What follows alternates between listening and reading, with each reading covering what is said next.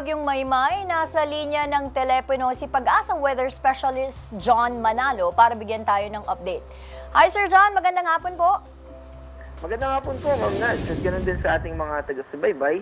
Ito nga pong si Bagyong Maymay ay mas lumina pa from tropical storm ngayon ay tropical depression na lamang.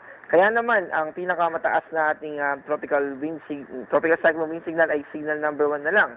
At dito po yan sa southern portion ng Babuyan Islands, ganun din sa Ilocos Norte, Ilocos Sur, La Union, northwestern portion ng Pangasinan, Apayao, Abra, Kalinga, Mountain Province, Ifugao, Benguet, Mainland Cagayan, Isabela, Quirino, Nueva Vizcaya at northern and central portions ng Aurora. Magpapatuloy pa nga yung pagkilos nitong si Bagyong Maymay na pa southeast papunta dito sa probinsya ng Isabela at posible dahil sa interaction nito sa kalupaan ay mas sumina pa ito. And eventually, mamayang gabi ay posibleng maging low pressure area na lamang hanggang sa ito ay malusaw o mag-dissipate na. Ibig po sabihin nito ay magpapatuloy pa rin na magiging maulap at andyan pa rin yung chance ng mga pag-ulan, lalo na sa northern and central Luzon. At ganoon din naman dahil naka-yellow rainfall warning pa rin tayo dito sa Metro Manila at yung karating nitong mga probinsya. At ibig sabihin po nito ay makakaranas pa rin tayo ng mga pag-ulan.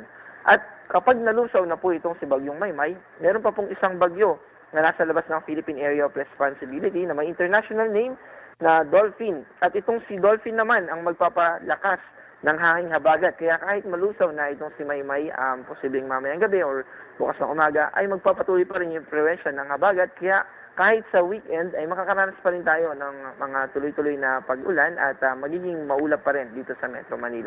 At yan po yung ating update mula dito sa DOST Pag-asa. Sir John, sir question lang po, no? Sir, pag nagpang-abot pa itong magkaibang bagyo, itong si John at itong si Maymay, meron pa ba tayong dapat ikabahala? Posible bang maiba yung direksyon at bumalik sa bansa natin? Actually, ito pong si Maymay, weird na po yung kanyang track. Given na usually po yung mga tracks natin ay pa northwest o kaya northwest. Pero ito pong si Maymay ay medyo pa southeast yung direction niya. Ito po ay dahil na dun sa interaction nilang dalawa. Kasama na yung kay Dolphin. At eventually, ang nangyayari po dito, dahil sa magkaibang intensity nila, nasa typhoon category itong si Dolphin. Ito namang si Maymay ay tropical depression na lamang. Ang nangyayari po dito ay hihigupin na lamang nitong si Dolphin, itong si Maymay, and eventually malulusaw na lamang. In short, ang mananatili na lang po na makakapekto sa atin ay yung hanging habagat na palalakasin nitong si Bagyong Dolphin. Sorry sir, thank you for correcting me. Sir, ngayon ito pagpasok nito ni Dolphin, ano ba yung mga area na posibleng mas maapektuhan at ano ba yung posibleng maging direksyon niya?